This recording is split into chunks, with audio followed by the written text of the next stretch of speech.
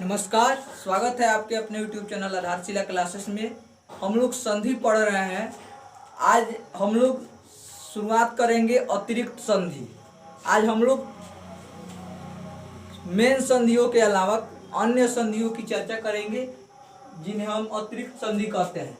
तो अतिरिक्त संधि में सबसे पहला संधि है पूर्व रूप संधि। पूर्व रूप संधि।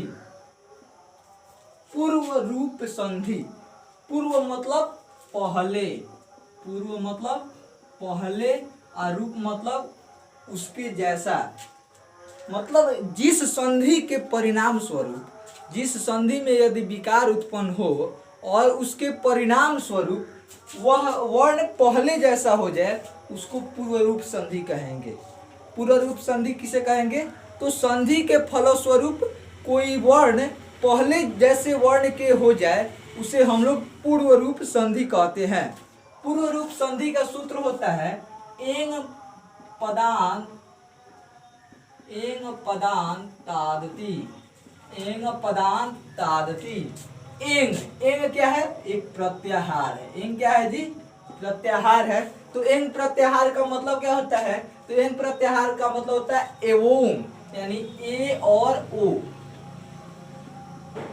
यानी कहने का मतलब है कि जिस पद के अंत में ए और ओ हो वह एंग पदांत है। जिस पद के अंत में ए और ओ होगा वह क्या होगा? एंग पदांत होगा। तो जिस पद के अंत में ए और ओ होगा वह और उसके तुरंत बाद अ होगा। अति है ना, इसके बाद क्या है? अति। अति यानी अत। अत यानी हम किसको कहते हैं? अ को कहते हैं। ठीक। तो यदि एंग पदांत के बाद अत आता है तो इसका मतलब हमारा कौन सा संधि है? पूर्व संधि है। ध्यान रखना है कि हमारा यदि एंग पद के बाद हमारा अत आएगा तो वह हो जाएगा हमारा पूर्व रूप संधि। यह अयादी संधि का अपवाद है। अयादी संधि का अपवाद है। ध्यान रखिएगा कि अयादी संधि में हमारा जो होता था वो पद नहीं होता था, जबकि पूर्व रूप संधि में पद होता है। कोई कहेगा कि ए और ओ तो अयादी संधि में भी होता है, उसके बाद भी अ आता है, तो ऐसे होता है, तो फिर यह पूर्व रूप संधि कैसे हो गया? तो हम कहेंगे कि अयादी संधि में जो था वो हमारा पद नहीं था, लेकिन यहाँ पर जो है होगा हमारा वो पद होगा। यानी पद के अंत में एंग प्रत्याहार होगा और उसके बाद अत होगा। तो यही फर्क है। चलिए इसके कुछ एग्जाम्पल को देख लेते हैं। जैसे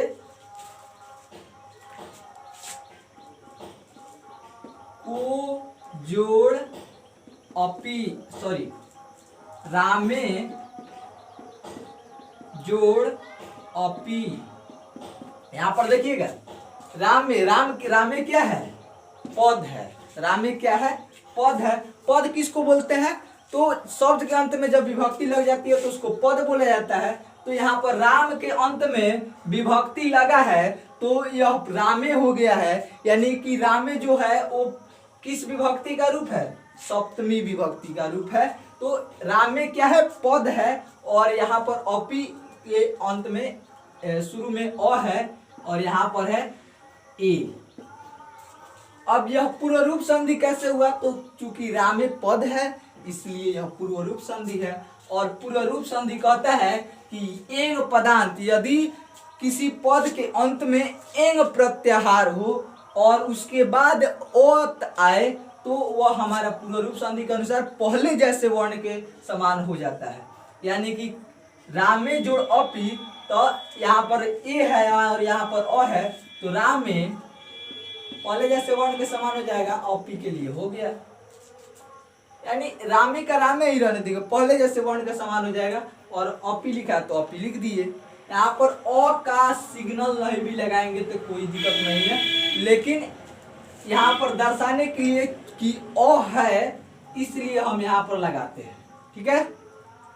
उसी प्रकार श्यामे जोड़ अपि, तो श्यामे अपि। तो इसी प्रकार हम कई प्रकार के बना सकते हैं, जैसे प्रभु जोड़ अत्र। यहां पर देखिए प्रभु जोड़ अत्र, यहां पर क्या है, ओ है, और यहां पर क्या है, अ है। तो यहां पर ओ के बाद अ आया है, यानी एंग पदार्थ के बाद अ आया है, अत आया है, तो यह हमारा पूर्व रूप संधि होगा। पूर्व रूप संधि चूंकि कहता है कि पहले जैसे वर्ण के समान और बाद वाला वर्ण हो जाएगा, तो पहले जैसे वर्ण के समान कर दिए और अत्र का अत्र लिख दिए, तो प्रभु अत्र। तो इस प्रकार पूर्व रूप संधि है। आप लोग समझ गए होंगे कि एंग पर यदि किसी पद के अंत में एंग प्रत्याहार होता है और उसके तुरंत बाद यदि ओ आए, तो वह हमारा पूर्व रूप संधि होता है। चलिए आगे बढ़ते हैं, अगला संधि पढ़ते हैं, इसको पहले मिटा लेते हैं। अब हम लोग देखेंगे पररूप संधि को। पररूप संधि जैसा पूर्व रूप संधि था, वैसे ही हमारा पररूप संधि है। पर मतलब होता है बाद वाला, पर मतलब बाद वाला, और रूप मतलब उसके जैसा। और यानी कि जिस संधि के फलस्वरूप बाद वाले अक्षर के जैसे हो जाए, वही हमारा पररूप संधि है। पररूप संधि का सूत्र होता है एंगी पररूपम, यानी कि बाद वाला जो वर्ण हो वो अगर एंग प्रत्याहार का हो, एंगी मतलब होता है एंग, एंग प्रत्याहार यानी ए और ओ।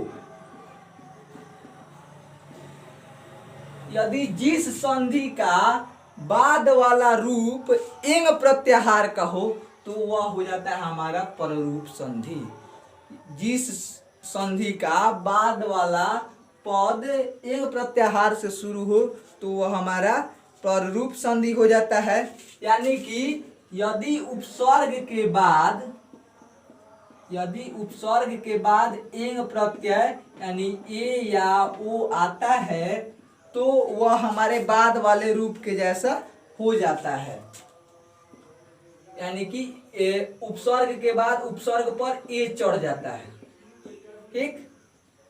यानी कि यदि पहले उपसर्ग आए और उसके बाद एंग प्रत्यय आए, एंग प्रत्याहार से शुरू हुआ शब्द आए, तो वह हमारा हो जाएगा कौन सा संधि, पररूप संधि, और वह बाद वाले अक्षर के जैसा हो जाता है। जैसे आपको एक उदाहरण देंगे, प्र जोड़ एष्यति। यहाँ पर ध्यान दीजिएगा, उपसर्ग क्या है, प्र क्या है जी, उपसर्ग है, प्र उपसर्ग है, और एष्यति किससे शुरू हुआ है, ए से, तो ये एंग प्रत्यय है। यानी कि उपसर्ग और प्लस एंग प्रत्यय है, तो क्या हो जाएगा, पहले बाद वाले अक्षर के जैसा इसका भी रूप हो जाएगा। यानी प्रे ये जुट गया आशयति, तो ये हो गया हमारा प्रेष्यति। तो यह क्या हो गया, कौन सा संधि, पररूप संधि। प्र उपसर्ग है, एष्यति में एंग प्रत्याहार है, और उपसर्ग और एंग प्रत्याहार मिलता है तो हमारा पररूप संधि होता है, और बाद वाले संधि के अनुसार हो जाता है, यानी प्रेष्यति हो जाएगा।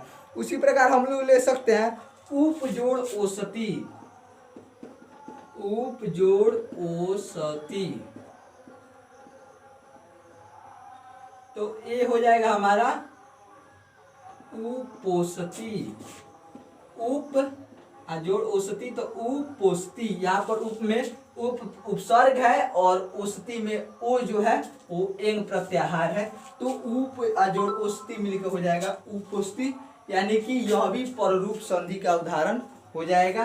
पररूप संधि यानी कि जिस संधि का आने वाला यानी उत्तर जो संधि करने वाला हो, वो अगर वह एंग प्रत्याहार से बना होता है, और पहला वाला जो संधि वाला होता है अगर वह आपका उपसर्ग होता है, तो वह हमारा पररूप संधि होता है। आगे देखते हैं इसको। अब आप कहेंगे कि यह वृद्धि संधि का वृद्धि संधि तो इसी तरह होता है, तो वृद्धि संधि का यह अपवाद होता है, यह वृद्धि संधि का अपवाद है। वृद्धि संधि में आपका उपसर्ग नहीं होता था, इसलिए और इसमें उपसर्ग है, इसलिए यह पररूप संधि है। और चूंकि वृद्धि संधि में उपसर्ग नहीं आता था, इसलिए यह वृद्धि संधि नहीं होगा।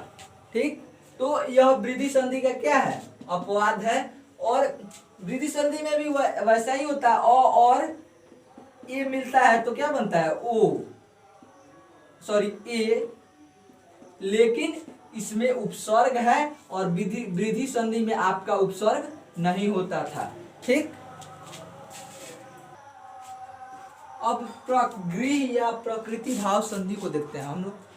प्रकृति भाव संधि, प्रकृति भाव संधि का मतलब होता है कि जो प्रकृति के अनुसार संधि हो जाए, जो जैसा हो वैसा ही मिल जाए, वो हमारा प्रकृति भाव संधि है। यानी कि अगर राम जोड़ श्याम है तो मिलकर राम श्याम हो जाए, ये हमारा प्रकृति भाव संधि होगा। यानी कि जो जैसा है उसको वैसा ही रख दें, उसमें कोई विकार ही उत्पन्न नहीं हो, उसमें मेल ही नहीं हो, मेल हो भी तो उसका कोई परिणाम प्राप्त न हो, वही हमारा प्रकृति भाव संधि है। प्रकृति भाव संधि का सूत्र होता है इद उद एदु द्विवचनम प्रगृह्यम। इसको जब हम लोग तोड़ेंगे तो एक बनेगा इद, दूसरा बनेगा उद और तीसरा बनेगा एद। क्या क्या बनेगा, इद उद और एद। पहला बनेगा इद उद और एद। इद कहने का मतलब है इकारांत, ईद कहने का मतलब है इकारांत, उद कहने का मतलब है उकारांत, उकारांत, और ईद कहने का मतलब है एकारांत। ईद कहने का मतलब है इकारांत, उद कहने का मतलब है उकारांत और एद कहने का मतलब है एकारांत। अब इकारांत क्या है, उकारांत क्या है और एकारांत क्या है? तो इकारांत उस पद को इकारांत कहा जाता है जिसके अंत में दीर्घ ई आए, यानी दीर्घ इकारांत कहा जाता है उसको। जिसके अंत में ई आए उसको इकारांत, जिस पद के अंत में उ आए उसको उकारांत कहा जाता है, जिस शब्द के अंत में ए आए उसको एकारांत कहा जाता है। इकारांत किसे बोलेंगे? जिस शब्द के अंत में ई आएगा उसको इकारांत, जिस शब्द के अंत में उ आएगा उसको उकारांत, और जिस शब्द के अंत में ए आएगा उसको एकारांत कहेंगे। अब उसके बाद है द्विवचन, उसके बाद है द्विवचन। कहने का मतलब है कि इकारांत वाला शब्द, उकारांत वाला शब्द और एकारांत वाला शब्द यदि द्विवचन में रहता है तब वह हमारा प्रकृति भाव संधि के अनुसार उसका हम लोग संधि करेंगे। यदि इकारांत वाला शब्द, उकारांत वाला शब्द और एकारांत वाला शब्द द्विवचन में हो तब हम प्रकृति भाव संधि उसको मानेंगे और उसी के अनुसार उसकी संधि करेंगे। तो आइए इसका कुछ एग्जाम्पल लेते हैं, जैसे लते जोड़ एते, लते जोड़ एते। यहां पर देखिए लते, लते यह हमारा द्विवचन में है और क्या है, एकारांत है। ठीक, तो इसको जोड़ेंगे तो हो जाएगा लतेते, लतेते। प्रकृति भाव संधि में कुछ नहीं करना है आपको, बस यही करना है कि दोनों को एक में मिला के बीच में से प्लस हटा के और दोनों को एक में एक जगह कर देना है। उसी प्रकार जैसे राधे जोड़ एते, तो इसका क्या बनाएंगे, राधे एते।